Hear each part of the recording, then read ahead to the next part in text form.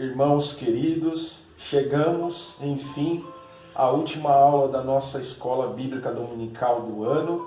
Isso nos mostra que o ano termina.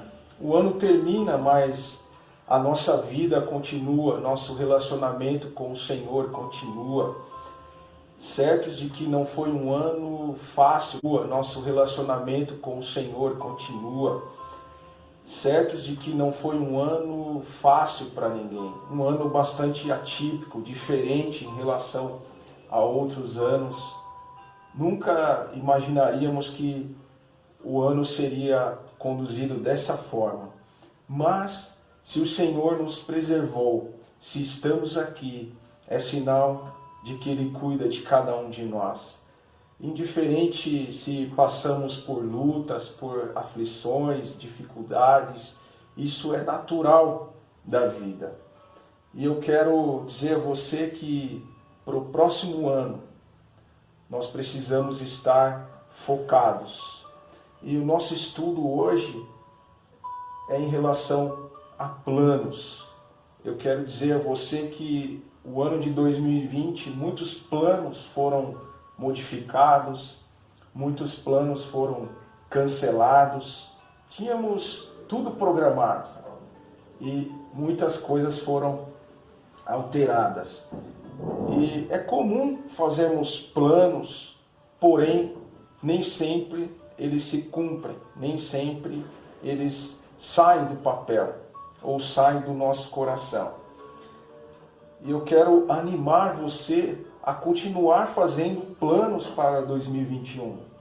Eu quero animar você a continuar submetendo seus planos a Deus. Nós sabemos que a diferença de fazermos os nossos planos que brotam do nosso coração e aqueles planos que são submetidos a Deus, isso nos traz uma grande diferença. E no nosso estudo de hoje eu quero convidar você a estabelecer um novo plano. E que plano seria esse? Diante de um cenário de incertezas, diante de um cenário que não tem garantia nenhuma. E nós estamos falando aqui de fazer planos para o próximo ano? Sim. Primeiro eu quero dizer a você que nós vivemos pela fé. Viver pela fé é a certeza das coisas que não vemos. Viver pela fé é como caminhar na cerração, na neblina, sem enxergar um palmo à frente dos nossos olhos, mas saber que o Senhor nos guia no meio da névoa, no meio da neblina e da cerração. Assim é caminhar pela fé. E esse plano que eu quero convidá-los é para que você viva de acordo com a vontade de Deus. Portanto, essa é a temática do nosso estudo de hoje. Viva de acordo com a vontade de Deus. Viver de acordo com a vontade de Deus, queridos irmãos, não é tarefa fácil. Não é algo tão simples quanto parece. E nós estamos vivendo um tempo de bastante hostilidade. Nós vivemos em um contexto cultural que caminha para caminhos ácidos, caminhos perigosos em relação àquele que vive sob a vontade de Deus. Portanto, eu quero ter como base no nosso estudo hoje o livro de Daniel, capítulo 1. Leremos dos versos 1 a 6. Eu convido você a abrir a palavra de Deus. Livro de Daniel, capítulo 1, dos versos 1 a 6.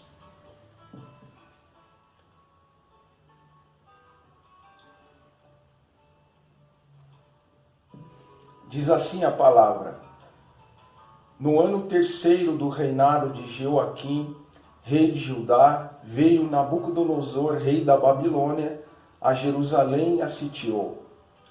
o Senhor lhe entregou nas mãos a Joaquim, rei de Judá, e alguns dos utensílios da casa de Deus, a estes levou-os para a terra de Sinar, para a casa do seu Deus, e os pôs na casa do tesouro do seu Deus. Disse o rei a Aspenas, chefe dos seus eunucos, que trouxesse alguns dos filhos de Israel, tanto da linhagem real como dos nobres, jovens sem nenhum defeito, de boa aparência, instruídos em toda a sabedoria, doutos em ciência, versados no conhecimento e que fossem competentes para assistirem no palácio do rei, e lhes ensinasse a cultura e a língua dos caldeus. Determinou-lhes a ração diária, das finas iguarias, da mesa real e do vinho que ele bebia, e que assim fossem mantidos por 3 anos, ao cabo dos quais assistiriam diante do rei. Entre eles se achavam dos filhos de Judá, Daniel, Ananias, Misael e Azarias. Irmãos queridos, o contexto aqui era um contexto de dor, um contexto em que o orgulho dos judeus, o orgulho de Jerusalém, a saber, o templo de Jerusalém, que foi construído com tamanho orgulho, a saber, os filhos de Israel haviam sido dominados por uma nação até então promissora, que era os caldeus, uma pequena tribo que se tornou um grande império, a Babilônia. Liderados por Nabucodonosor, eles sitiaram Jerusalém, tomaram o rei Joaquim como refém, ali levaram o maior orgulho daquele povo, os templos, os utensílios, do templo que ficava em Jerusalém, e levaram para a casa do seu Deus, ensinar, levaram para a casa do Deus Bel, o templo do Deus Bel, que era o Deus maioral daquele povo, tendo em vista que os caldeus eram uma nação politeísta, isto é, adoravam vários deuses. Para cada situação, eles tinham um deus. Então, naquele império, havia um panteão de deuses. E eles levaram aqueles utensílios sagrados para a casa do Deus deles. Levaram também os jovens de linhagem nobre, de linhagem real. E lá em Jerusalém, Judá, ficaram apenas a mão de obra. E ali não tinha mais recursos. E o povo hebreu passou a perecer. Tanto que nós vemos lá em Neemias a dor sentida por Neemias de ver a assolação daquele povo, de ver a tamanha pobreza daquele povo que estava perecendo. Mas aqui em nosso texto, a linhagem nobre e real foi levada para lá. Foi levada porque o império crescia exponencialmente e tinha muita mão de obra, mas tinha pouca parte pensante. Então o rei determinou que jovens instruídos na sua lei, jovens instruídos na ciência daquele povo, fossem treinados naquele reino, aprendessem a língua dos caldeus, aprendessem a cultura dos caldeus e comessem da mesma comida e bebida deles, e até os seus nomes foram mudados. Interessante que o projeto desse rei era de apagar a identidade daquele povo, era apagar a sua origem, apagar a sua cultura através desse preparo. E eles passaram a treinar ali, aprender a cultura, aprender a língua, aprender os costumes, mudaram seus nomes. Todavia, no momento em que era para eles se alimentarem da mesma comida, e da mesma bebida do rei, Daniel e seus amigos decidiram não fazê-lo, decidiram se alimentar de outras comidas devido às coisas que haviam por trás. Como eu dito no começo, ali se tratava de uma nação politeísta, então tudo que era comido ali, toda a refeição era oferecida em libação a outros deuses. E se Daniel e seus amigos se amoldassem a esse costume, certamente a identidade deles seriam apagadas pelo fato deles já estarem aprendendo a língua, estarem aprendendo a cultura, os costumes. Eles bastava apenas fazer a mesma refeição e os mesmos costumes de libação. Consequência disso, eles seriam aniquilados. Irmãos, a partir dali, eles passaram a se destacar naquele reino. Daniel e seus amigos, quando se apresentaram ao rei, o rei percebeu que eles eram 10 vezes mais sábios que os outros jovens, que tiveram a mesma instrução, que tiveram o mesmo trato.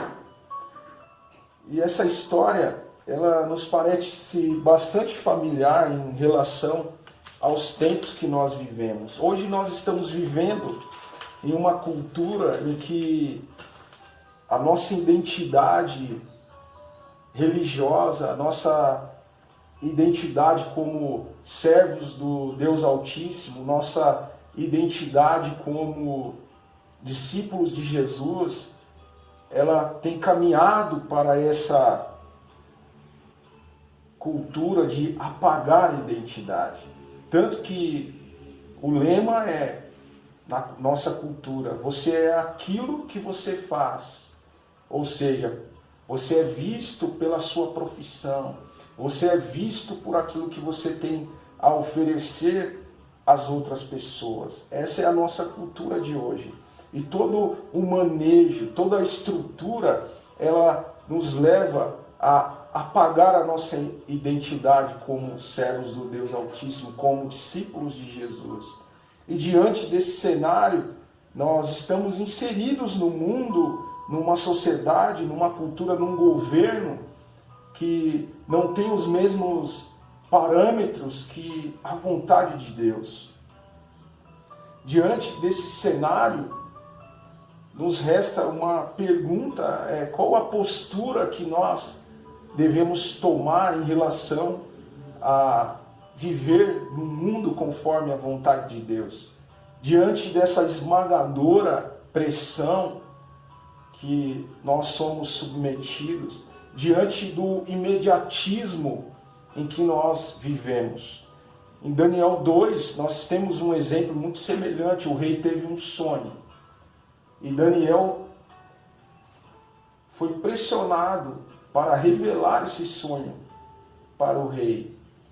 E ele sabia que somente Deus era capaz de fazê-lo, e Deus, no momento certo, revelou a Daniel. E Daniel foi calmo, cauteloso, paciente. Ele não foi impulsivo em dar uma resposta ao rei que via do seu próprio entendimento, mas ele orou a Deus, convocou seus amigos para orar, e que a resposta viria de Deus, e veio. E Daniel ficou surpreendido e louva a Deus por isso, nos versos 20 a 22 do capítulo 2.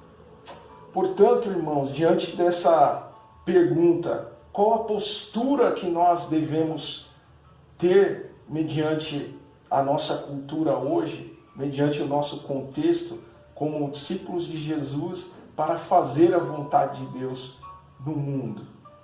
Antes, nós precisamos identificar ao menos 3 grupos no meio evangélico que mais se destacam.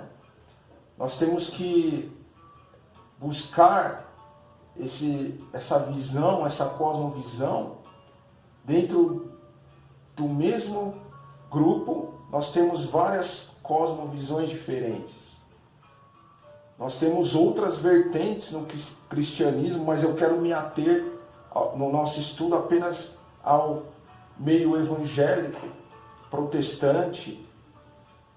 Portanto, nós temos um primeiro grupo que vivem a parte da cultura. Nós temos esse grupo que muitas vezes vivem isolados em vários aspectos.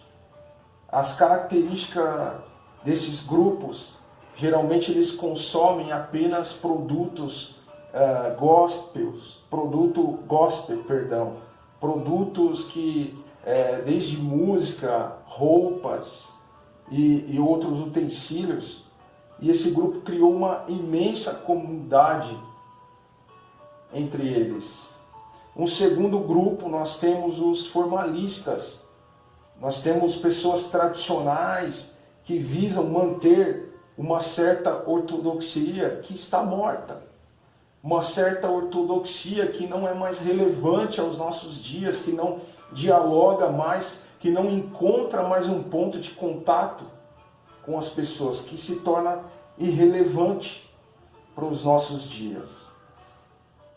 Tendo em vista que o próprio Senhor Jesus é um exemplo de um diálogo entre pessoas, de encontrar pontos de contatos com outras pessoas.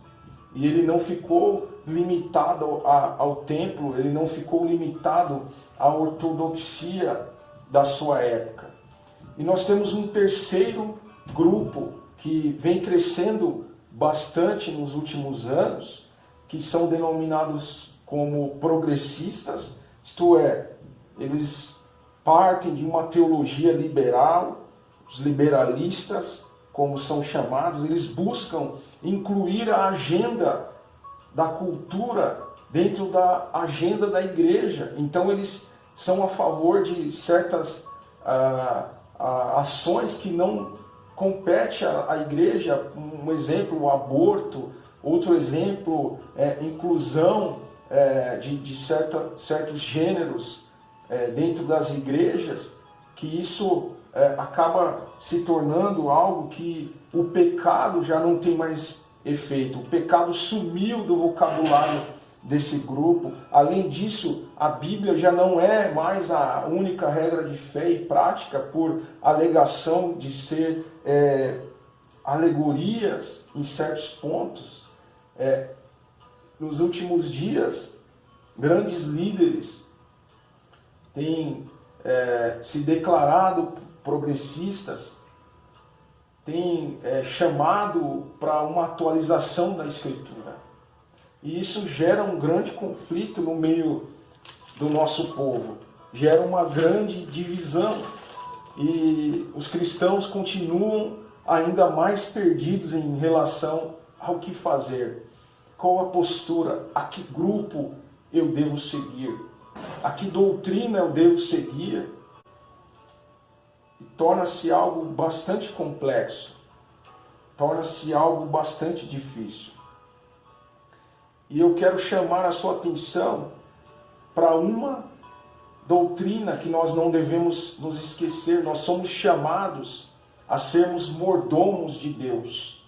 Lá em Gênesis 1, 28, abram as suas Bíblias no livro de Gênesis, capítulo 1, verso 28.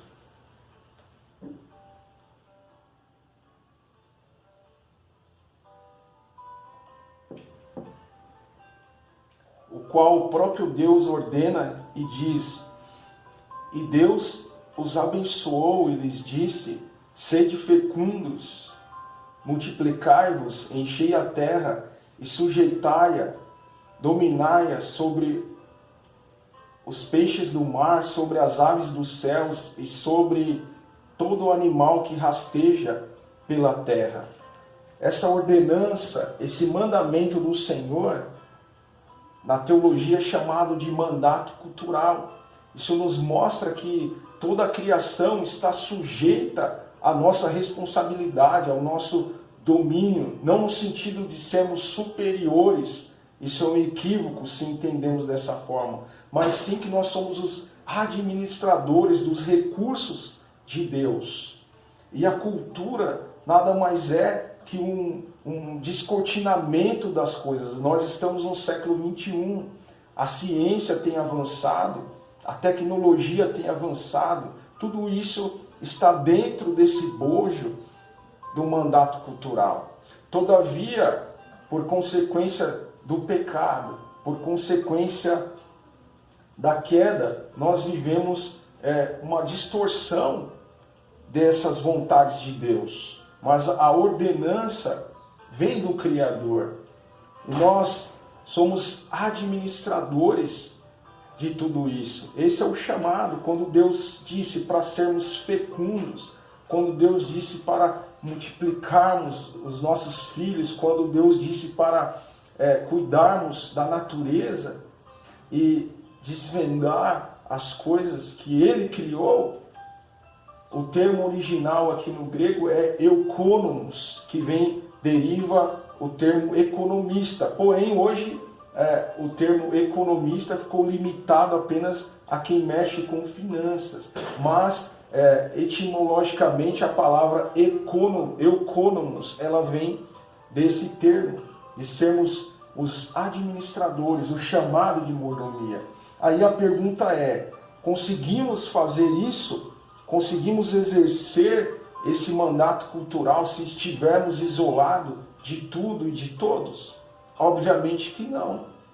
Então, se nos isolarmos de tudo e criarmos um grupo, uma comunidade que não dialoga, uma comunidade que não se mistura com a cultura, não no sentido de se amoldar, mas no sentido de ser sal e luz, no sentido de ser sal e luz. Esse é um mandamento, uma ordenança do próprio Senhor Jesus em Mateus 5, no Sermão do Monte, o qual ele diz para nós sermos sal da terra e luz do mundo. É uma analogia, uma metáfora que nos mostra que nós somos aqueles que trazem a paz. Nós somos aqueles que fazemos a diferença. Nós somos aqueles que caminham na contramão da mão que o mundo está seguindo, fora da vontade de Deus.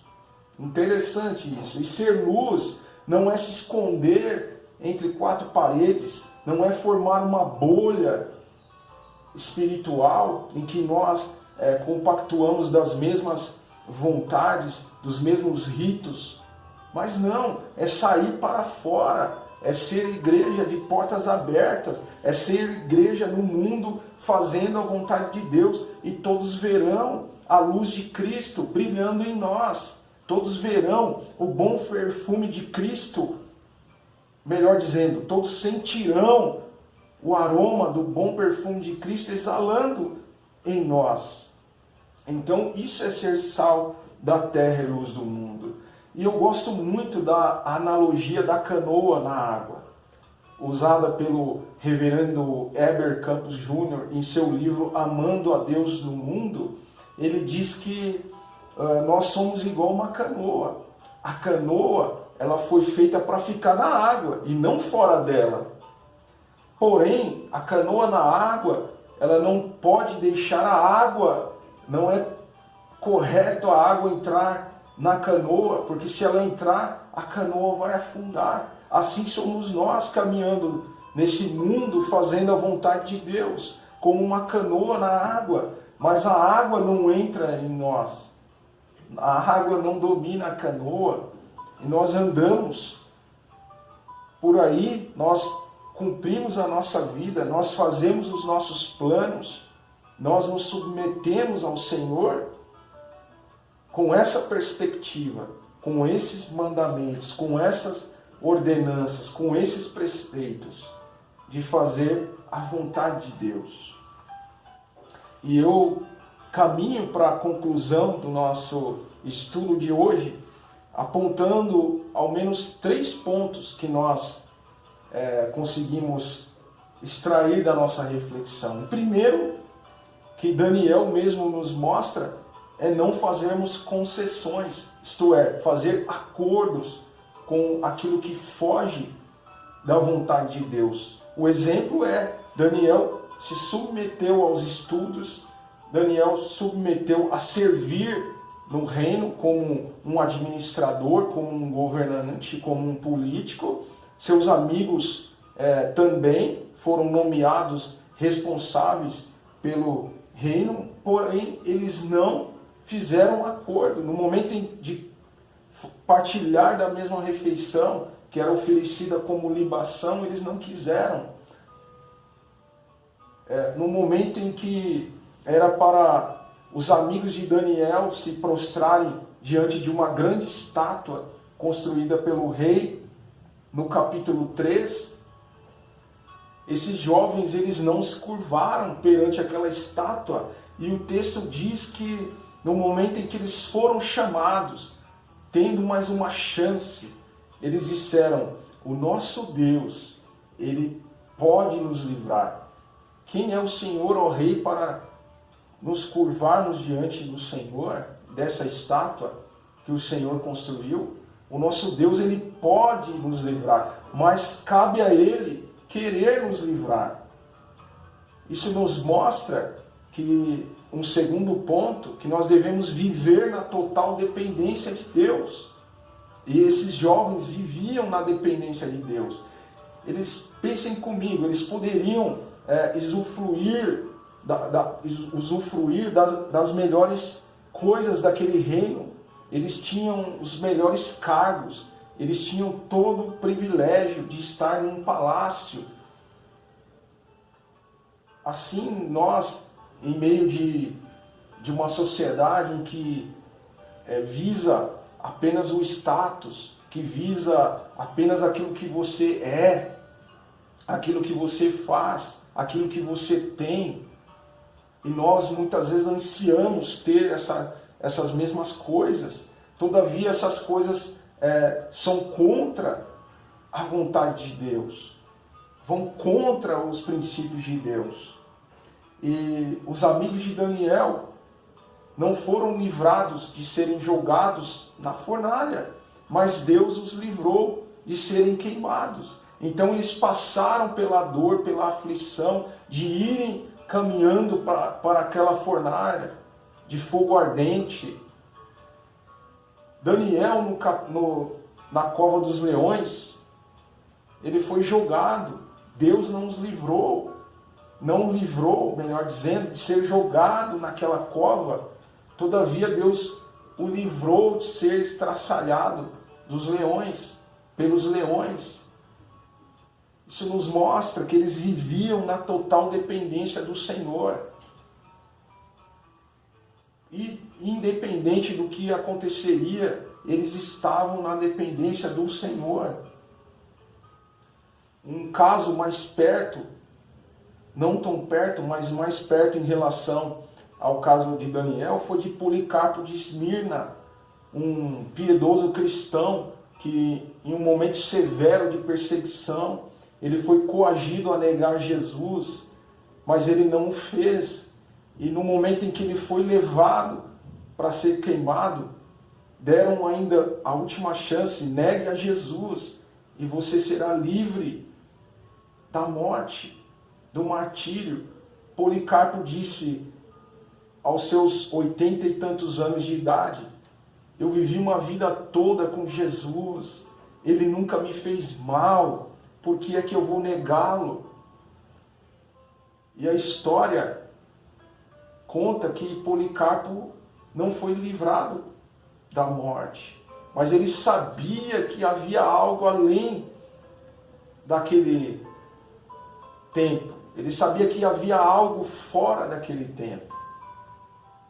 E um terceiro e último ponto que eu quero ver com vocês é acerca de uma pergunta que nós devemos fazer todos os dias.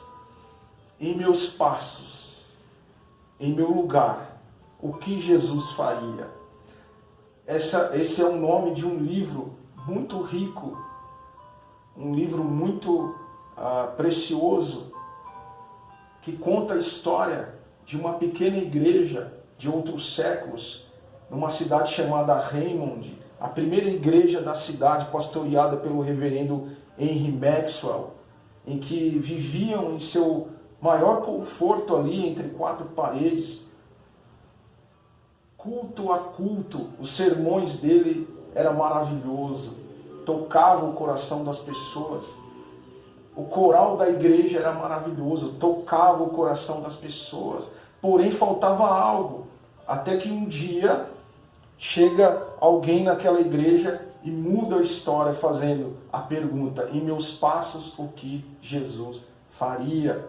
E aquilo mudou a história, aquilo mudou o cenário daquela cidade. Portanto, irmãos, eu encerro o nosso estudo para que você reflita: em meus passos, o que Jesus faria? Essa é o desafio, esse é o convite para você para o próximo ano, para viver uma vida de acordo com a vontade de Deus. Que Deus abençoe a sua vida.